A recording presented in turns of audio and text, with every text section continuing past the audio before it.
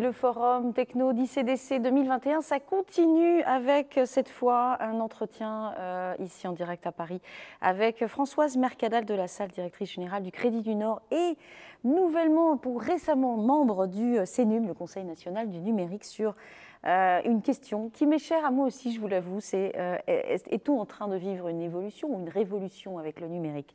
Bonjour Françoise, est-ce que vous m'entendez?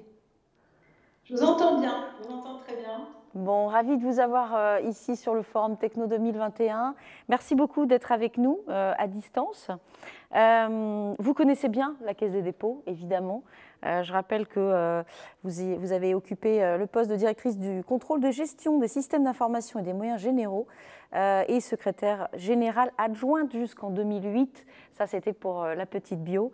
Et aujourd'hui, finalement, vous faites de votre connaissance, de votre knowledge, comme on dit en anglais, une vocation au sein du CNUM. C'est tout récent. Est-ce qu'on peut d'abord s'arrêter un petit peu sur votre mission au sein du Conseil national du numérique, avec Gilles Babinet notamment? Oui, bien sûr, je voudrais d'abord vous dire que... Alors, moi, j'ai un écho, j'espère que pour vous, c'est bon. Ah, alors pour nous, c'est bon, on va essayer de régler ça en régie avec notre Ok, super équipe technique. merci beaucoup. Non, avant de vous répondre, je voudrais quand même vous dire que je suis vraiment très, très heureuse et très honorée d'avoir été invitée aujourd'hui auprès de vous. Merci Philippe de cette invitation, ça me rappelle énormément de bons souvenirs, très anciens, mais toujours bien réels de mon passage chez ICDC. Et je faisais le calcul ce matin, ça fait presque une vingtaine d'années, donc c'est quand même pas tout neuf.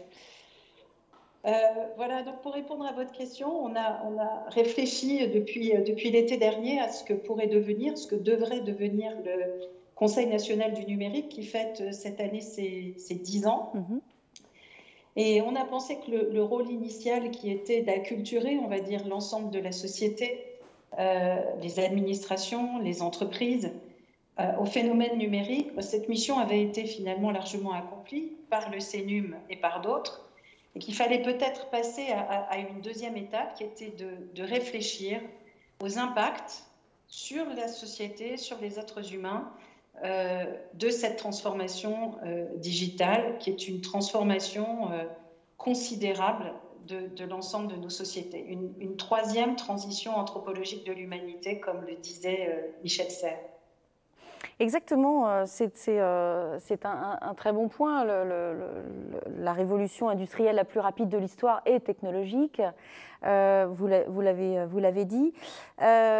Comment vous envisagez justement cette révolution? Est-ce qu'on peut parler de progrès? Là, c'est directement lié au thème qui nous est cher ce matin. Est-ce qu'on peut parler de progrès? Est-ce que ce progrès, pour vous, est souhaitable? Comment vous le voyez, vous, Françoise? Alors, je vais faire un pas de côté par rapport aux discussions extrêmement technologiques et concrètes que vous avez eues ce matin. Mais bon, voilà, puisque vous m'y invitez, j'y vais. Je pense que le progrès, si on ne veut pas faire une dissertation de 3 heures, c'est juste dire que c'est l'ensemble de ces améliorations de nos vies quotidiennes, facilitation de nos vies quotidiennes, qu'ont amené au fur et à mesure de l'évolution de l'humanité l'ensemble des outils que notre espèce a su inventer. Je reviens à Michel Serres qui m'a beaucoup inspiré, moi, toutes ces dernières années pour comprendre ce qui était en train de nous arriver. Michel Serres explique qu'à chaque fois qu'il y a un nouvel outil important qui arrive et que nous inventons, c'est toute l'organisation humaine qui change. Alors, il n'y a qu'à... pour aller très loin dans notre histoire, se souvenir de la pierre, du silex et du feu, et de l'entrée dans l'ère du néolithique, qui est véritablement, pratiquement l'entrée dans l'ère de l'homo sapiens moderne, et puis l'invention de l'écriture, qui fait rentrer l'humanité dans l'histoire, et puis l'invention de l'imprimerie, qui nous permet de diffuser massivement l'ensemble des informations et qui va entraîner une véritable révolution de la pensée. C'est ce qui fait progressivement perdre aux religions et aux systèmes de royauté extrêmement pyramidaux leur force et leur pouvoir.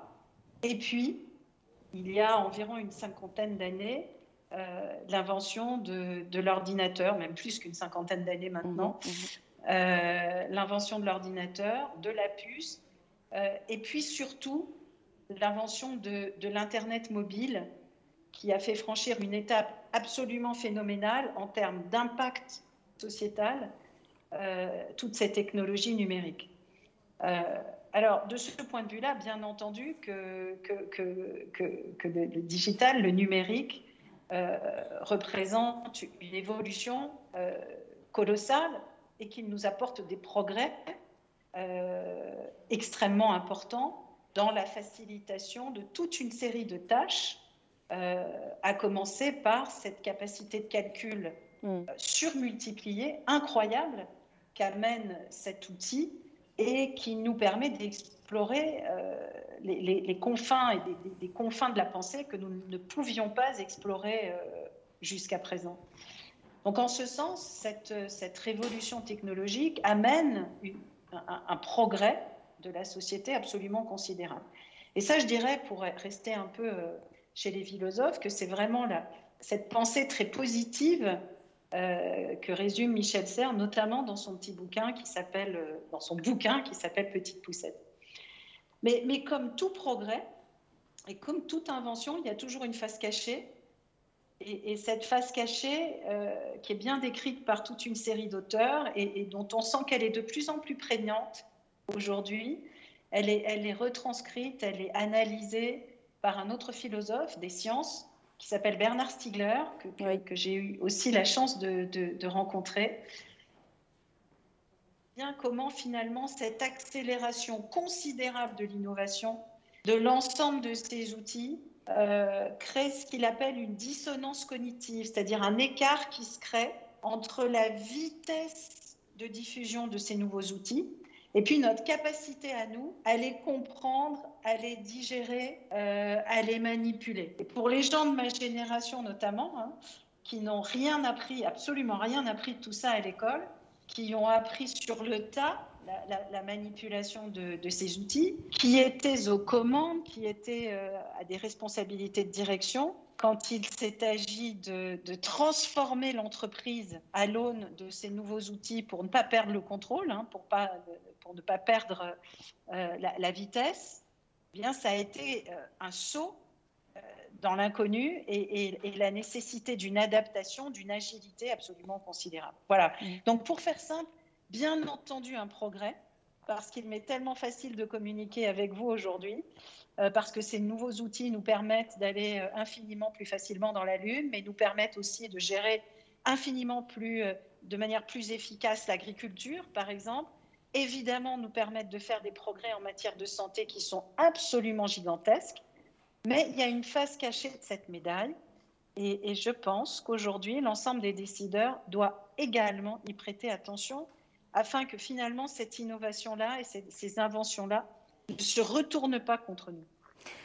C'est effectivement, Françoise, comme vous, avoir été un témoin aussi de cette révolution numérique, et comme beaucoup de gens, certainement, on est passé d'un Internet relativement centré sur des valeurs, la connaissance, Wikipédia, qui reste quand même un marqueur très fort dans cette révolution. On était sur la connaissance et aujourd'hui, on est passé sur quelque chose qui, comme vous le dites, semble un peu nous dépasser. On parle aujourd'hui de business de l'émotion, de l'attention. On parle de deep tech qui vont très loin dans non plus seulement la connaissance de l'humain, mais une forme de surcouche un petit peu de l'humain.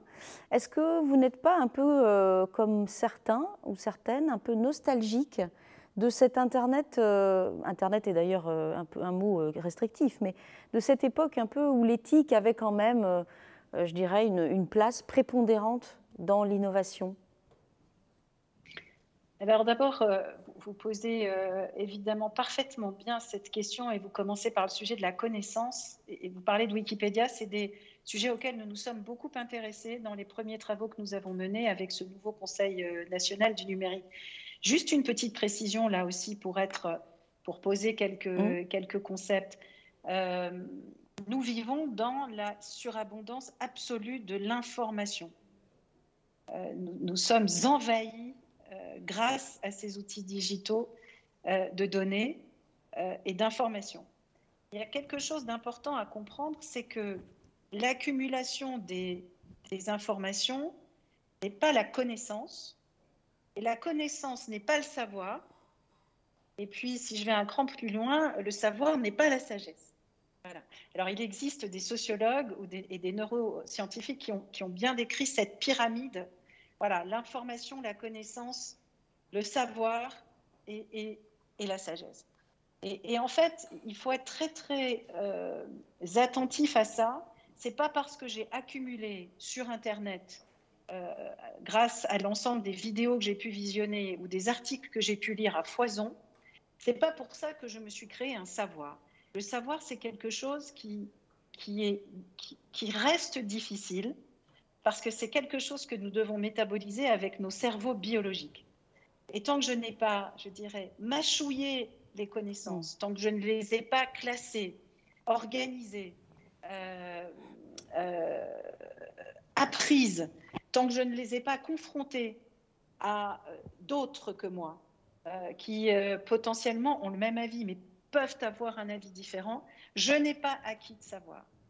Et ça, c'est extrêmement important à connaître, et je pense que c'est quelque chose qu'il faut que nous apprenions à nos jeunes générations, parce que l'enjeu que nous avons aujourd'hui, c'est de se repérer dans ce dédale d'informations.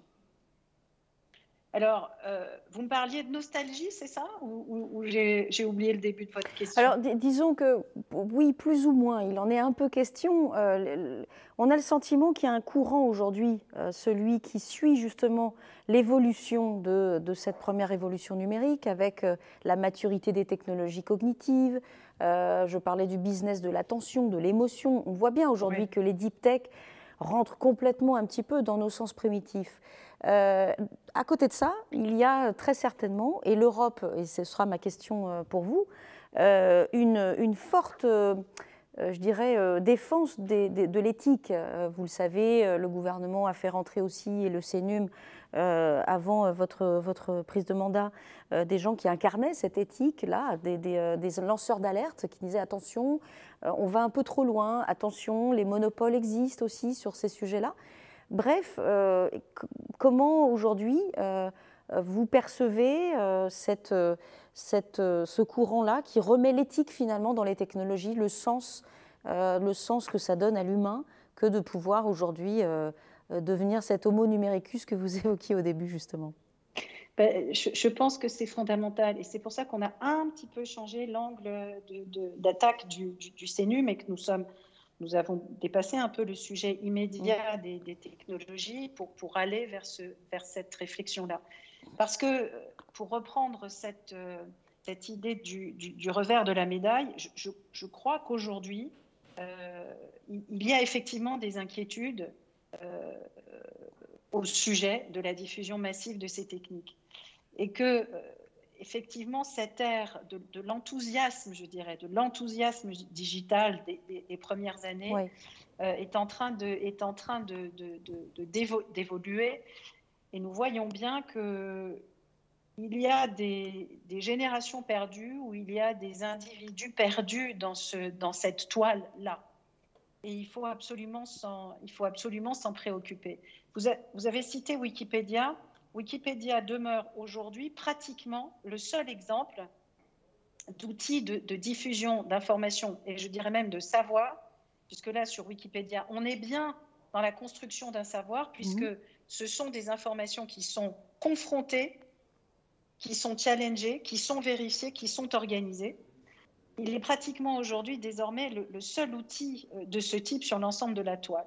On voit bien que ce sont sinon de grandes multinationales, quelques entreprises, vous les connaissez parfaitement, qui se sont appropriées et qui monopolisent cette énergie considérable aujourd'hui que sont les données, que sont les data et l'information, et qui font du business avec ces données-là.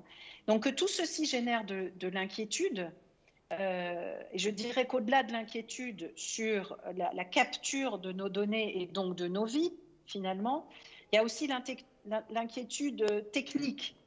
Ces gens qui craignent le fait qu'il n'y ait plus de zone blanche, le fait que nous soyons environnés d'ondes et d'appareils allumés. Je suis la première à le faire. Je n'éteins absolument jamais mes outils. Je dors avec. Mon téléphone est devenu absolument mon être augmenté, quelque chose avec lequel, évidemment, je travaille. J'ai des loisirs, je m'informe, je fais mon yoga du matin, je mesure mes pas, etc., etc., etc. J'écoute la radio, j'écoute de la musique, bon, bref. Et donc, nous voyons bien à quel point ces outils sont devenus totalement envahissants. Et il y a, encore une fois, les gens et les personnes qui ont réussi à les dompter, à les comprendre. Et puis, il y a ceux qui sont dépassés par tout ça. Et je pense, alors là, je fais une digression et je me permets, que cette surabondance-là et que cet envahissement-là fait partie des grandes peurs de ce début de 21e siècle et qu'il alimente des populismes, pour parler simplement. Et donc, c'est pour ça qu'il faut que nous y fassions attention et que nous soyons très attentifs aux impacts négatifs également que peut avoir le numérique. Vous parliez de l'attention. Alors, il y a énormément de recherches sur ces sujets de l'attention. Vous savez qu'il y a des chercheurs, des pédopsychiatres notamment, des neuroscientifiques, qui considèrent que c'est un drame que nos jeunes soient si tôt confrontés à ces outils. Et puis il y en a d'autres qui font des études et qui voient que finalement c'est une autre attention qu'on arrive à développer avec l'utilisation de ces outils. Mais il faut néanmoins rester extraordinairement attentif. Mais Françoise, est-ce que vous pensez, parce que on est tous d'accord, je pense, et toutes d'accord, pour dire que ce n'est pas une révolution qu'il faut stopper, le numérique est une chance, vous l'avez dit au début, d'émancipation aussi, de formation, de frontières qui s'effacent finalement, c'est une chance. Est-ce que vous pensez que, notamment en regardant vers les jeunes générations, qu'au même titre qu'elles ont, ces jeunes générations, une conscience écologique bien plus forte que pour nous, soyons honnêtes, est-ce qu'on peut imaginer qu'elles auront ou qu'elles ont déjà une conscience technologique ? Alors, il y a beaucoup d'études et nous avons au sein du Conseil national du numérique une sociologue notamment. Nous avons constitué ce conseil avec des chercheurs en sciences humaines notamment et des scientifiques qui s'appelle Dominique Pasquier, qui a fait beaucoup d'études sur le sujet. Et finalement, ce qu'on voit, c'est que ce sujet de la conscience numérique, il est très inégalement partagé. Et que finalement, le numérique n'est pas utilisé de la même façon selon... je veux dire, la couche sociale ou le bagage culturel ou éducatif que l'on a pu emmagasiner. C'est vrai du numérique, c'est vrai d'absolument toutes les évolutions de l'humanité. Mais pour le dire très simplement, quand on est la fille ou le fils d'un cadre supérieur, qu'on a tout un bagage culturel, on a développé une conscience numérique. On a pris conscience de la façon dont les GAFA monopolisent nos données. On y fait attention, on se crée des comptes et des adresses et des identités multiples. Et puis ce qu'on va chercher sur Internet, c'est encore plus de culture et c'est encore plus d'éducation. Quand on est un gamin de milieu plus défavorisé, on n'a pas la chance d'avoir l'entourage culturel, qu'on n'a pas eu accès non plus aux outils de la même façon,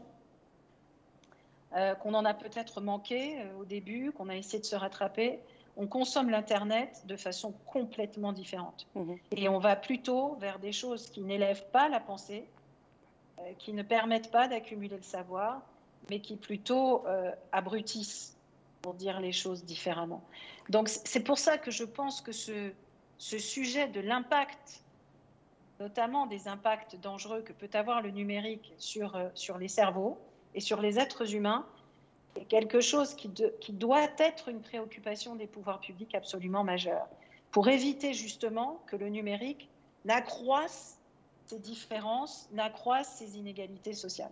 Le numérique, de manière générale, est un augmentateur de capacité de diffusion. Mais il augmente tout. Il augmente les bonnes choses comme les mauvaises. Et le deuxième sujet sur lequel nous sommes en train de travailler, c'est le sujet de l'information et des fake news notamment.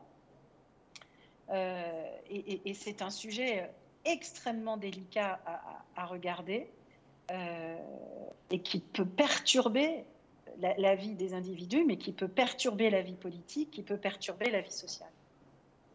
Oui, c'est un sujet hautement sensible, effectivement.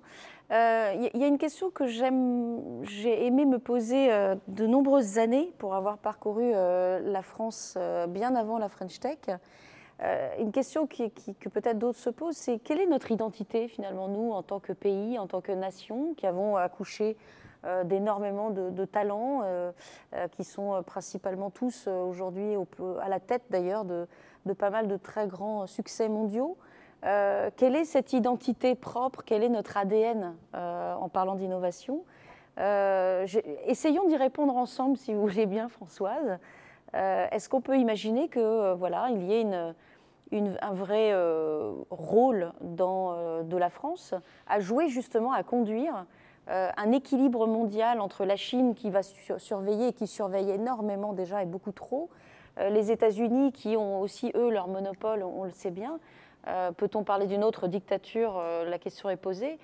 Et nous, dans tout ça, est-ce qu'on n'a pas, nous, dans notre ADN, avec les valeurs républicaines qu'on porte, avec les talents qu'on a, quelque chose à jouer justement pour essayer à la fois de maintenir cet équilibre global et en même temps de pouvoir orienter une innovation responsable, opportuniste dans le bon sens, pérenne, durable? C'est un chemin extrêmement étroit, mais je pense que c'est la responsabilité des Européens, véritablement.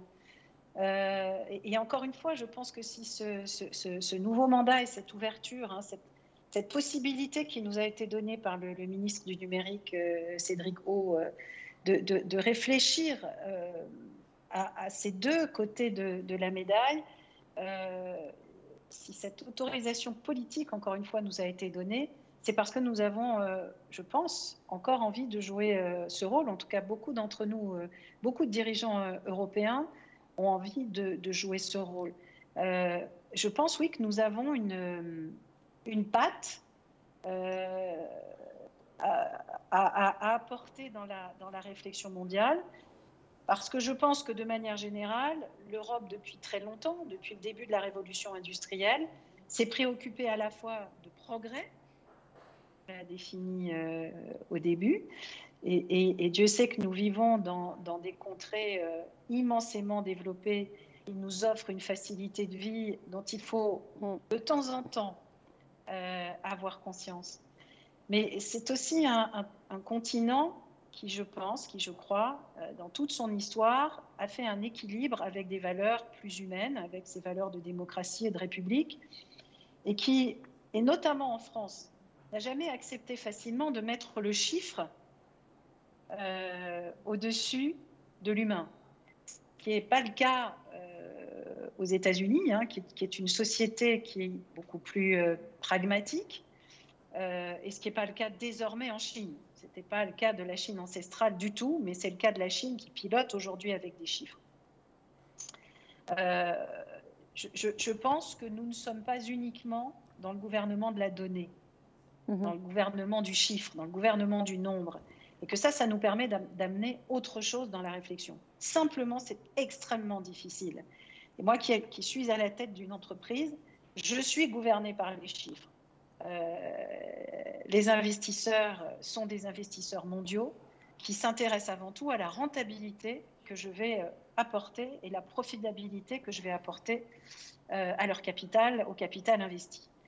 Et donc c'est une sorte de combat permanent et une ligne de crête extrêmement étroite que d'essayer d'avoir en tête en permanence, bien évidemment, cet objectif de rentabilité. Nous vivons dans un monde capitaliste où l'argent circule, et c'est important qu'il continue de le faire, parce que c'est aussi une façon d'investir et de continuer d'investir dans le progrès, mais en même temps, d'avoir en permanence à l'esprit que l'humain qui compte, que c'est d'abord sa santé mentale, et que sa santé mentale passe aussi par une forme de repos de temps en temps, par une forme d'apaisement et par une forme de réflexion sur le long terme. Donc cette ligne de crête, c'est cette ligne qui passe entre l'immédiat court terme, et à court terme, il faut que je continue à gagner de l'argent si je veux continuer à vivre à long terme. Mais si je ne pense qu'à ça, à long terme, je suis morte quand même.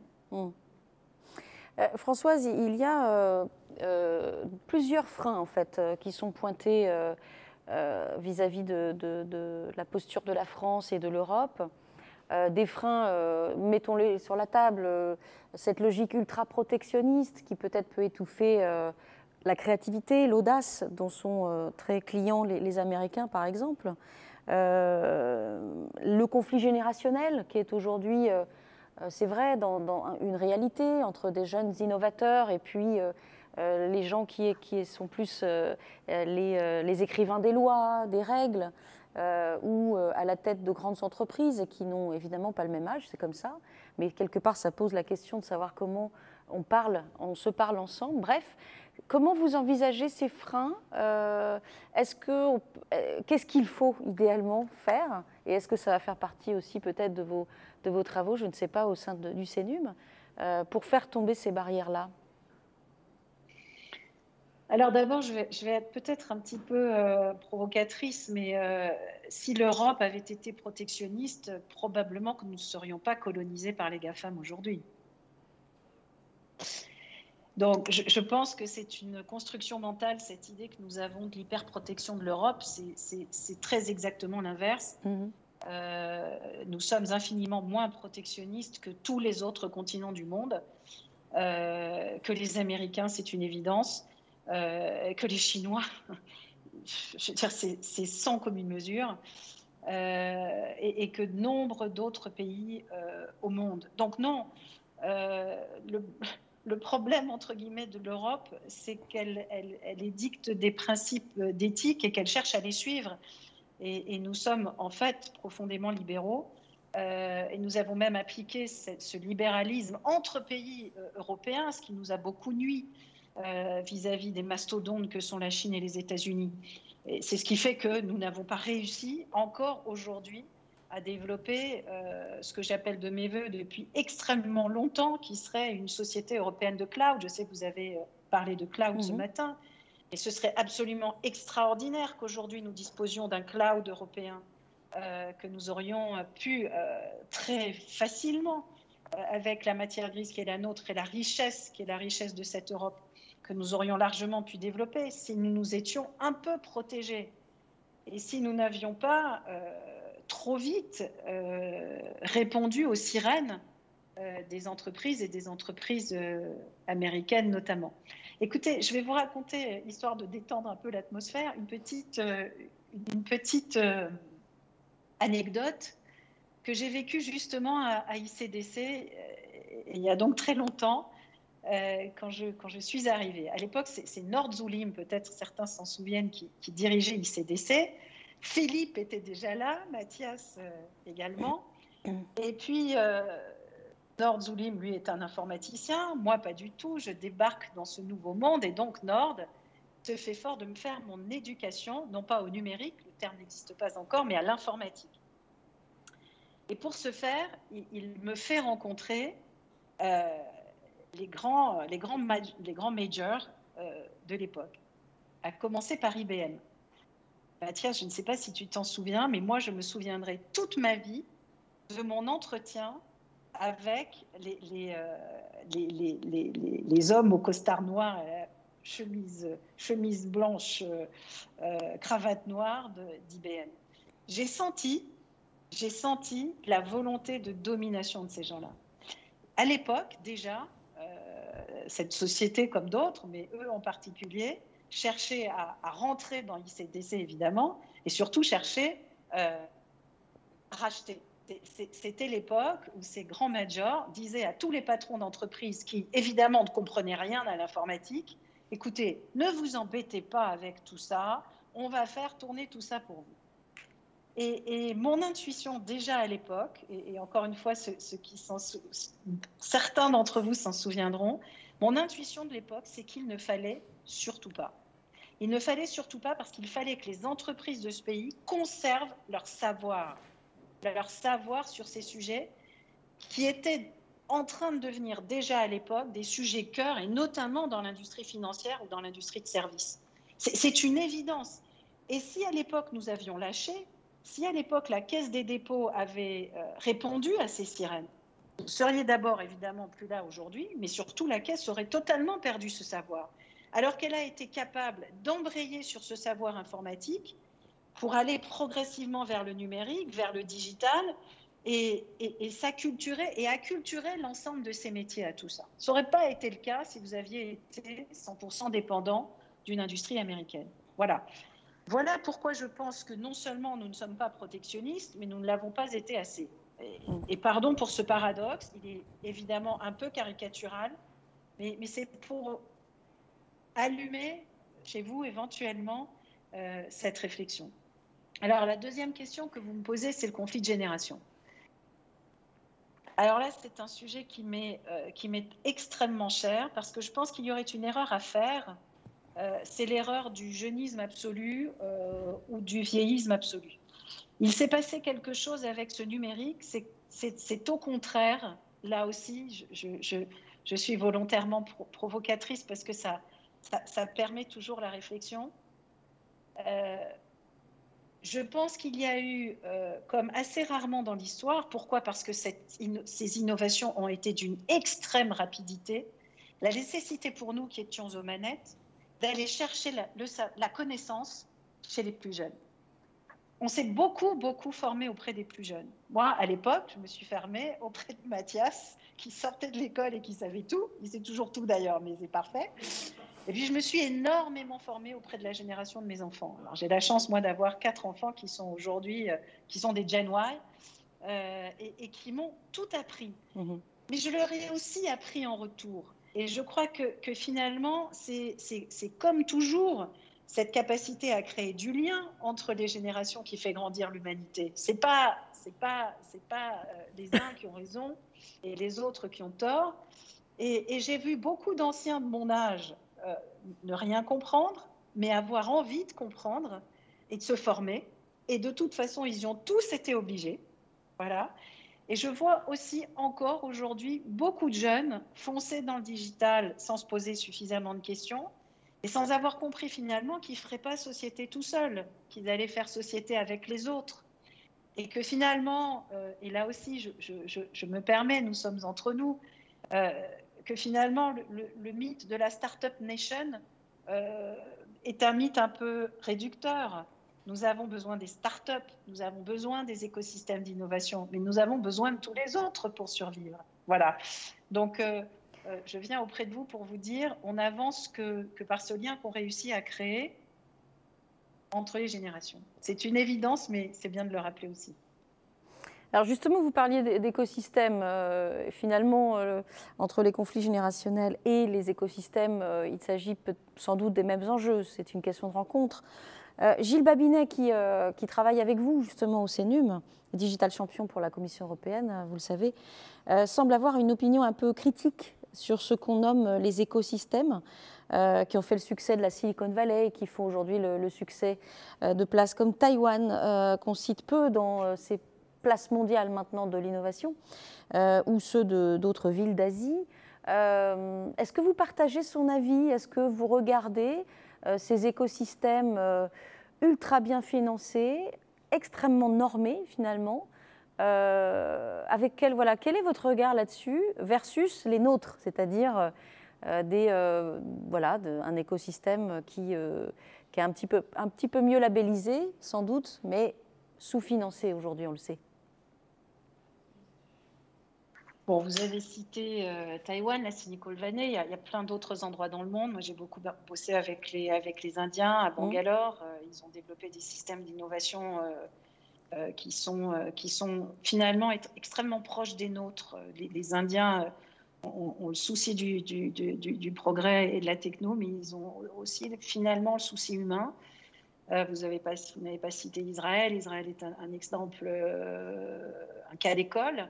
Moi, je crois qu'on a beaucoup évolué. Alors, c'est le rôle de Gilles d'aiguillonner pour qu'on soit encore meilleur. Et c'est grâce à des gens comme lui, hein, c'est grâce à ce qu'a fait le CNUM également depuis 10 ans, mais c'est grâce à tout plein d'autres personnes qui se sont investies dans les écosystèmes d'innovation en France qu'ils existent aujourd'hui. Et ils sont là. Alors, vous dites, ils sont bien labellisés. Oui, enfin, en tout cas, ils sont là. Moi, depuis que je dirige le groupe Crédit du Nord, j'ai parcouru la France et j'ai rencontré dans toutes les villes de province des incubateurs, des systèmes d'innovation. Je ne connais pas une entreprise, et singulièrement une grande entreprise aujourd'hui, qui n'ait pas développé ces systèmes d'incubation et d'hébergement de start-up. Et nous avons, alors peut-être pas suffisamment encore de licornes, mais nous en avons quelques-unes. Et je ne désespère pas que ça continue. Donc voilà, je serai plus mesurée. Quant au financement, vous avez en votre sein, au sein de la Caisse des dépôts, une BPI qui est un animal extraordinaire et qui fait un boulot absolument remarquable, je pèse mes mots, dans le financement de l'ensemble de ces systèmes d'innovation. Alors, je pense que tout ce qui est l'amorçage, tout ce qui est dans les mains des pouvoirs publics a beaucoup progressé. Il y a peut-être encore une frilosité des investisseurs français, mais il y a de plus en plus de fonds qui se créent. Moi, j'ai la chance aussi d'être un membre du conseil de surveillance d'un investisseur français et désormais international qui s'appelle Euraseo, qui vient de racheter Idinvest. Idinvest est une entreprise qui a fait énormément, c'est un fonds d'investissement qui a énormément investi, d'ailleurs qui co-investit souvent avec la BPI.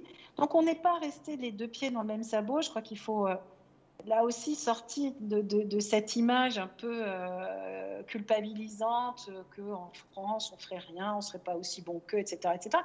Non, je pense que les Américains, eux, se labellisent très très fort. Oui, on en entend beaucoup parler, ils font beaucoup de com, Israël également. Bon, mais on a dans ce pays des gens qui sont largement aussi éduqués. Alors là, venons sur la partie vraiment scientifique, technologique. On a parmi les meilleures universités et les meilleures formations du monde, notamment en intelligence artificielle. Bon, alors, ce que j'aimerais, c'est que quand nos jeunes ingénieurs quittent notre pays pour aller découvrir d'autres contrées, et je trouve ça très bien qu'on aille s'ouvrir les chakras ailleurs, j'aimerais bien qu'ils reviennent.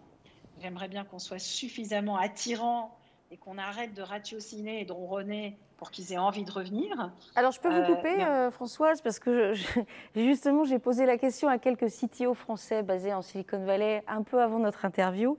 Alors, la réponse, allez, ils sont une dizaine, hein, vous savez qu'ils sont nombreux là-bas, ils vous connaissent bien d'ailleurs. Ouais. C'est oui, on veut bien revenir, nous, les CTO français, hein, on parle de gens qui ont développé Netflix, LinkedIn, etc. Mais autour d'un grand projet. Un grand projet, ça veut dire un projet performant, ambitieux et d'intérêt général.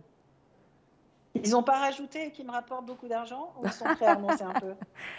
Oui, ça non, oui. Parce oui. que, je veux dire, c'est plutôt une bonne nouvelle, non? Non, c'est une bonne nouvelle. Le sujet de la rémunération, pardon d'aborder ça de manière très concrète, mais reste le sujet majeur. Nos chercheurs ne sont pas assez payés, ça c'est clair. Et nous ne sommes pas capables dans les entreprises françaises d'aligner les niveaux de rémunération qu'aligne un Google ou un Facebook. Ce que j'aimerais, c'est qu'une fois qu'ils se sont formés ailleurs et qu'ils ont bien gagné leur vie, qu'ils reviennent, mais qu'ils viennent le porter, le grand projet, qu'ils viennent le porter. Je crois qu'il y a aujourd'hui des oreilles très, très, très ouvertes dans notre pays.